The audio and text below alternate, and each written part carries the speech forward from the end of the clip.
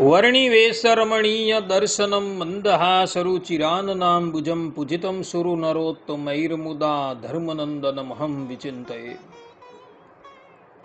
असतो मा षट्गमय तमसो मा ज्योतिर्गमय मृत्युर्मा अमृतं गमयः।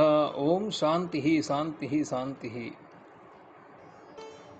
अस्मद्गुरु समारंभां नाथयामुनमध्यमां लक्ष्मीवल्लभपर्यन्तां वंदे गुरु परंपरा।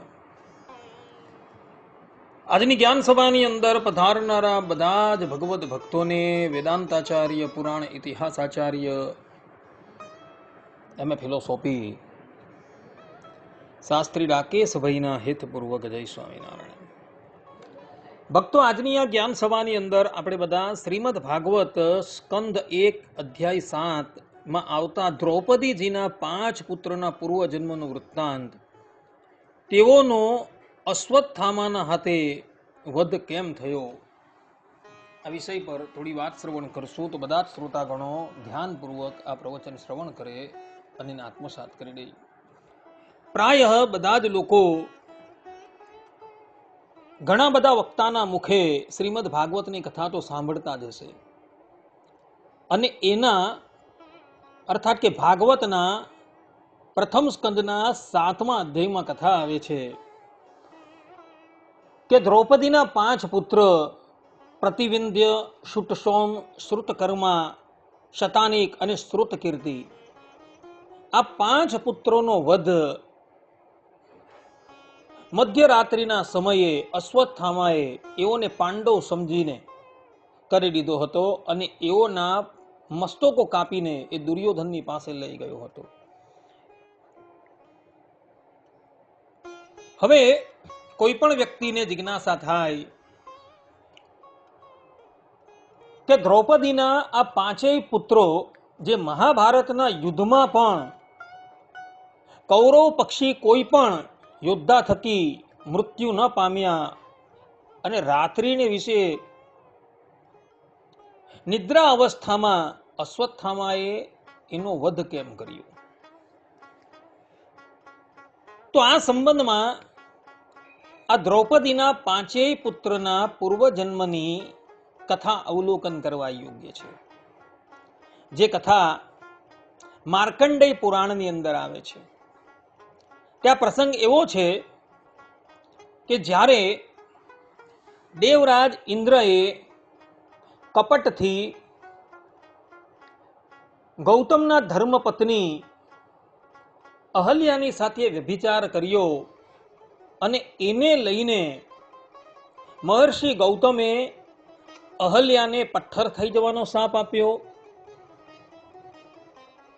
અને દેવરાજ ઇન્દ્રને એના આખા શરીરમાં 1000 ભગના ચિહ્ન પ્રગટ થશે, અને એમાંથી દુર્ગંધ મારતું પ્રવાહી વહેતું રહેશે, એવો શાપ આપ્યો.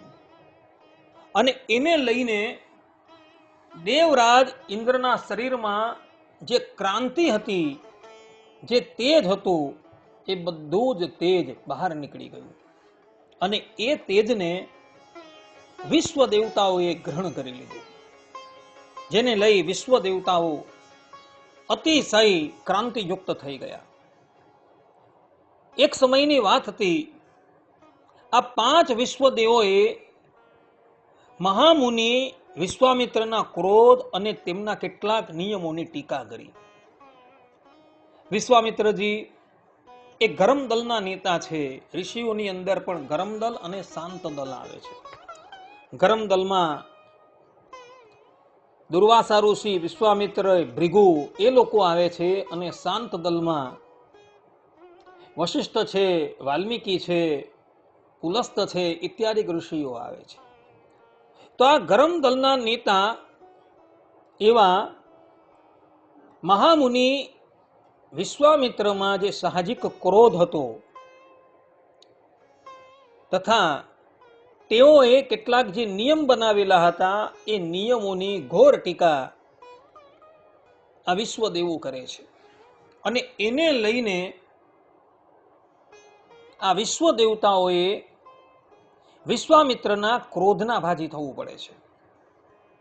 વિશ્વામિત્ર એઓને શાપ આપતા કહે છે કે તમારે મનુષ્ય લોકમાં જન્મ લેવો પડશે.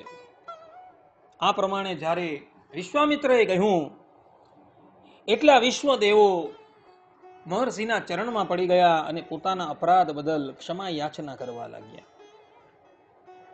અને કહ્યું કે હે ઋષિ, આપ અમારા પર અનુગ્રહ કરો. વિશ્વદેવોની વિનંતી સાંભળી વિશ્વામિત્રજી દ્રવિત થઈ ગયા અને એ લોકો પ્રત્યે બોલ્યા કે મારો શાપ મિથ્યા તો જશે નહીં, તમારે મનુષ્ય લોકમાં જન્મ તો લેવો જ પડશે, પરંતુ તમારો મનુષ્ય લોકમાં જે જન્મ છે એ અલ્પ સમય માટે જ હશે. આ પ્રમાણે જ્યારે વિશ્વામિત્રજીએ કહ્યું એટલે વિશ્વદેવો અતિશય પ્રસન્ન થયા અને પછી એ લોકો ધરાતલ પર એક પછી એક